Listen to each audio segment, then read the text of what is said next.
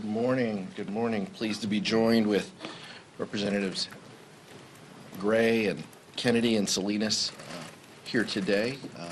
On behalf of the Vice Chair and I, we also are pleased to welcome the Los Angeles Dodgers to the Washington, D.C. area. Look forward to catching a game this homestand. Donald Trump has imposed the largest tax increase in 50 years on every single American. Republican incompetence is crashing the economy with reckless tariffs and bleeding the accounts, the retirement accounts of Americans dry. We're watching global recession take hold because of the boneheaded policies of one person, which will cause hardworking people to lose their jobs, potentially lose their homes and their health care. At the same time, Republicans in Congress are preparing to cut Medicaid $880 billion so they can give a massive tax cut to billionaires. They are telling us with a straight face that the economic growth will pay for these tax breaks while the economy is in a tailspin. The truth is, passing the Republican budget would be a death blow to the American economy.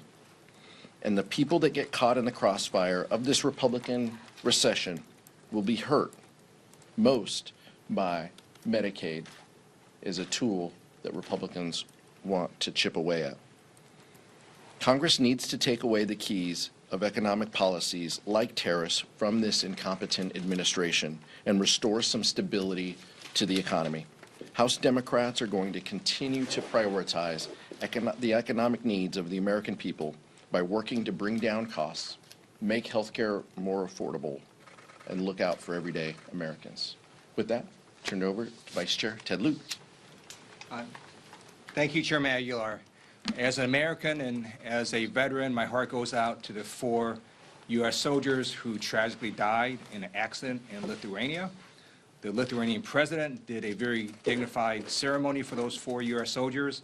And when those 4 soldiers' caskets landed at Dover Air Force Base last Friday at a transfer ceremony, U.S. officials greeted them, elected officials greeted them, but Donald Trump was not there. Donald Trump instead chose to go to a golf tournament. And I'm just going to read to you what one of their persons at this ceremony said. He deployed to Iraq. His name is Blythe Potter. He's a military police corps veteran. He said, quote, I have never been so embarrassed to be an American. President Trump should have been at that transfer ceremony for the 4 fallen U.S. soldiers instead of at his golf tournament. I now want to also echo what Chairman Aguilar said about the tariffs. They are a tax on the American consumer. As all of you know, the way tariffs work is when the foreign products come to our ports, the American company that imported those products pays a tariff, not the foreign country. And what happens when this American company pays that tariff? Well, they're going to pass along those costs to the consumer, and the prices are going to increase. In poll after poll, we see that the overwhelming majority of American people oppose tariffs.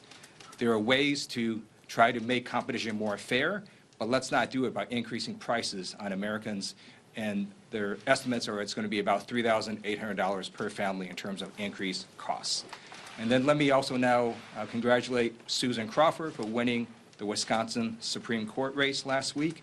What we saw there was the world's wealthiest man, Elon Musk, try to buy the election, spending over $20 million. And the people of Wisconsin figured that out, and they overwhelmingly elected Susan Crawford. So what was once Elon Musk's greatest asset, his money, has now become his greatest liability because the people now understand that he's trying to buy elections, and they overwhelmingly vote against that. And then the hands-off protests that we saw this past weekend were amazing. The American people are waking up that Trump and Republicans' policies are harming our nation. So now it is my honor to introduce my friend Adam Gray, who I had the honor of serving with in the California State Legislature. So thrilled he is now in Congress, and he represents the Central Valley. Good morning, and thank you to Chairman Aguilar and Vice Chair Lieu for inviting me to speak with you this morning. I represent California's San Joaquin Valley, the world's largest agricultural region. The President's recent announcement of tariffs on our global trade partners poses a serious risk to farmers in the San Joaquin Valley and across the country. The last time blanket tariffs went into effect under President Trump's first administration, California farmers lost an estimated $683 million in crop revenue. The most significant losses were concentrated in tree nuts and dairy products, among others, which are top exports from the San Joaquin Valley. In fact, the California delegation recently received a letter from ag industry leaders in California pleading with Congress to support common sense measures that will protect fair competition for their products and defend our nation's food supply. This group of producers represent more than 400 commodities and billions of dollars of revenue. They warn of uncertain market conditions, disrupted business operations, increased costs associated with retaliatory tariffs. This all poses a significant risk to family-owned farms, which account for over 95% of American agricultural operations. I grew up in the ag industry. My family owned and operated a dairy supply store. My grandparents grew pistachios like many Valley families. I know personally how tight budgets are. I know how one bad season can derail an operation for years. These aren't just individual farmers or business owners who will lose jobs or shutter businesses. These are entire communities like mine in the Central Valley who rely on the ag industry to power their economy. Rather than work with Congress to make precise, strategic changes to our trade policy, the President has decided to impose sloppy blanket tariffs and stuck American farmers with the bill. I'm ready to work with anyone and everyone who is serious about rising above partisan politics to protect our ag communities from the impacts of tariffs. We must do something now. Our farmers deserve it. Our communities deserve it. With that, I'm happy to introduce my colleague, Representative Tim Kennedy.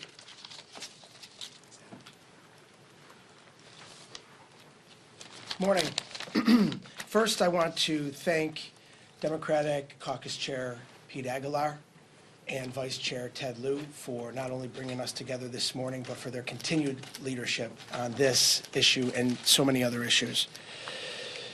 Before Trump's tariffs plunged us and the entire world into chaos, Western New Yorkers that I represent were sounding the alarm on the president's trade war. As a representative of a border community in Buffalo, in the Niagara region, and the co-chair of the Northern Border Caucus, families in my region know how important our ties are with our Canadian neighbors. In my district, trade with Canada supports tens of thousands of jobs, nearly 30,000 jobs, and brings in over $500 million in purchases by Canadians every year. Across the border, there's $1.3 trillion of commerce every single year, billions of dollars a day, supporting states all across the northern border, but all across our great country. Again, in Western New York, Canadians pour over the border, whether it's going to a Bills game or a Sabres game or shopping or using our restaurants, sleeping in our hotels. Over 40% of the 5 million enplanements out of the Buffalo Niagara International Airport are Canadian citizens. Our economies are reliant upon each other and benefit from the tremendous relationship that we have economically, culturally, historically, and presently. However, Trump's tariffs are putting our hardworking families in Western New York at risk, and it's hurting our entire national and international economy. Cross-border traffic is down by double digits from last year, robbing small businesses across the country of tourism dollars. Tariffs that are being put in place across the board, these blanket tariffs, including on things like lumber, that are hurting homeownership, especially new homeowners. They're also stymieing development. And other industries, including steel fabrication, auto manufacturing, craft brewing, logistics. Every industry across the board is worrying about supply chain disruption, skyrocketing operating costs, and keeping their employees on the payroll. Businesses are going to be hurt by these tariffs. Jobs are going to be lost in our country because of these tariffs. Because our economy is so tightly intertwined with Canada's, people in my district and across the country are being hit right in their pocketbook already. Meanwhile, Donald Trump is golfing at his own club while trillions of dollars are wiped away from American citizens and hardworking families and their retirements that they were dependent upon as we risk this Republican recession. But Trump's tariffs aren't just robbing folks of their retirement savings and driving up the cost of housing, groceries, clothes, and gas. His indiscriminate blanket tariffs are putting our allies on the same playing field as our adversaries. Trump inherited an improving economy with low unemployment, and he crashed it. He inherited the strong alliance and friendships we have with Canada, with our European allies, with our global allies, and he crushed them. Trump's tariffs send a message to our friends and allies that we no longer are the reliable partners that they can depend upon. And hardworking families in Western New York and across the country are paying the price. They are setting our nation down a dangerous path of chaos, stealing from American families and jeopardizing our alliances, all to justify tax cuts for the richest Americans. This is wrong, and we're not going to stand for it. We're not going to sit back and hang tough like the president suggests we do. We're going to continue to use our voices and demand an end to Trump's tariffs and get back to work creating an economy that benefits all hard-working families across this great country. With that, I yield to a wonderful representative, Salinas. Well, thank you, Chair Aguilar, Vice Chair Liu, and everyone for being here today. As my colleagues have already pointed out, President Trump's tariffs have created chaos and uncertainty across the country and around the world. Many Americans have spent the last few days watching their retirement savings go up in smoke and bracing for a recession or possibly worse. But instead of doing something to stop the bleeding, Donald Trump spent the weekend, as has already been mentioned, playing golf with billionaires. In case there was any confusion about where his priorities are, he clearly is more interested in improving his golf game than improving the economy. Trump's reckless and harmful approach to tariffs will devastate states like Oregon, where our economy relies heavily on trade. From wine to wood products, Oregon exports billions of dollars worth of homegrown goods every year, and we import billions more. All things considered, Trump's tariffs are going to raise taxes on Oregon businesses and families to a tune of about $7.5 billion per year. So whether you're a hazelnut grower in the Willamette Valley or a small business owner in Salem, hardworking Americans, not foreign countries, will end up footing the bill. And those costs add up. Experts have estimated that the average family will pay about $73 more per week, or close to $4,000 more per year for everyday necessities. It's frankly reprehensible that this president is choosing, and I want to be clear, this is a choice, to play roulette with people's hard-earned money and roll the dice on whether our folks can afford food, pay the rent, send their kids to college, or even retire right now. And don't be fooled. This is not a market correction. It is a market disruption of the highest magnitude. I won't stand for it. My colleagues will not stand for it. House Democrats are united in our opposition to Trump's tariff tyranny, and we will continue to speak out against his attacks on working families. What we won't do is let Republicans in Congress off the hook. They have the power to stop these tariffs right now, and they're refusing to fulfill their constitutional duty. Our message is clear. Democrats will not bow down to billionaires. We will fight back with everything we have to protect our constituents from the great Republican ripoff. Thank you, and I yield back to Chair Aguilar. Thank you, Andrea. I want to thank Tim, Andrea, and Adam for joining us here today. Questions? Nick, it's your birthday, so I got to give you the first one. It's a contractual obligation, I think. Thanks, sir. Question for Congressman Gray. He's not available for questions. Would you vote to repeal all of the tariffs that Trump rolled out last week? Yeah, I'll let Adam speak for himself here too, but I do think that there are legislative tools that the caucus is looking at. We believe that this is boneheaded, wrong-headed policies that the president is enacting. We look forward and we want to work in a bipartisan way. And I would point to the Cantwell Grassley, effort in the Senate is one bipartisan effort. I know there are others, and there could be more in the future. But House Democrats want to work to lower the costs that Americans face. And these wrong-headed policies and these tariff policies put everyone at risk and raise everyone's costs. And I'll let Adam answer. I appreciate the question.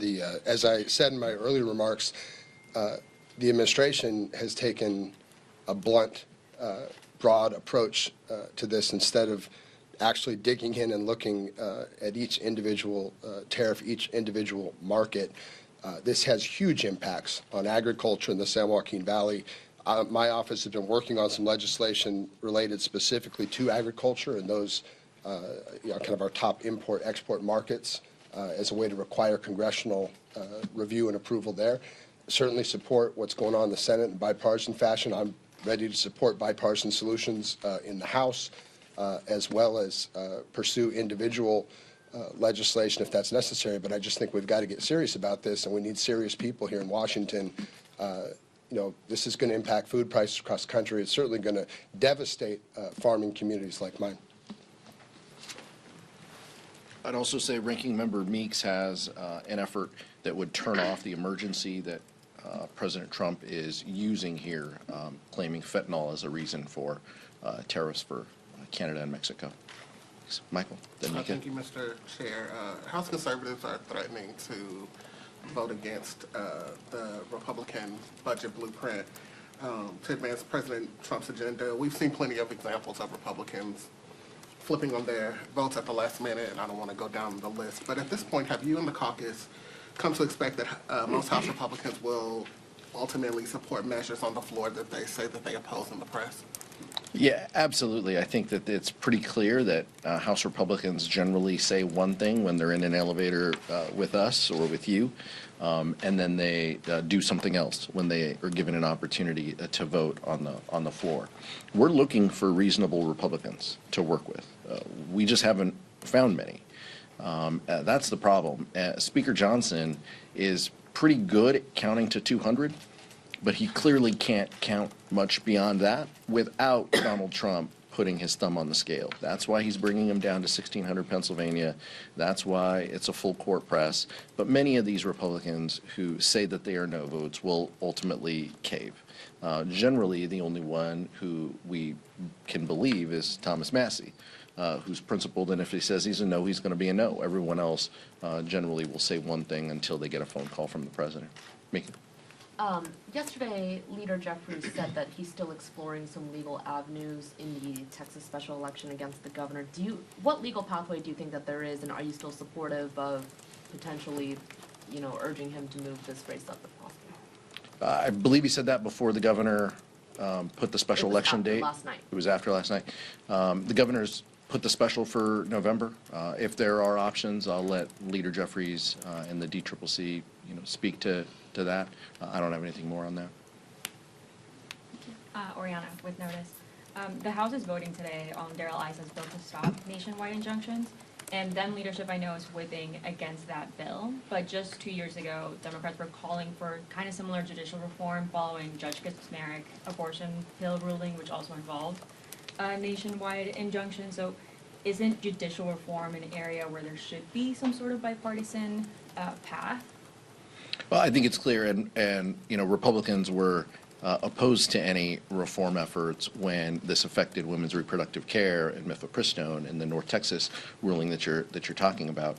I'm going to ask Vice Chair Lieu to speak in his kind of judiciary capacity, but House Democrats see this effort for what it is. This is an effort for Republicans to push back on Judge Boasberg giving a ruling that they disagree with. By the way, that's a judge who was appointed by a Republican president, elevated by a Democratic president, And this is a concern that we have, that Republicans just aren't playing fair. Just like elections, they believe the results only when their person wins. They don't believe the results of the election when the opposing party wins.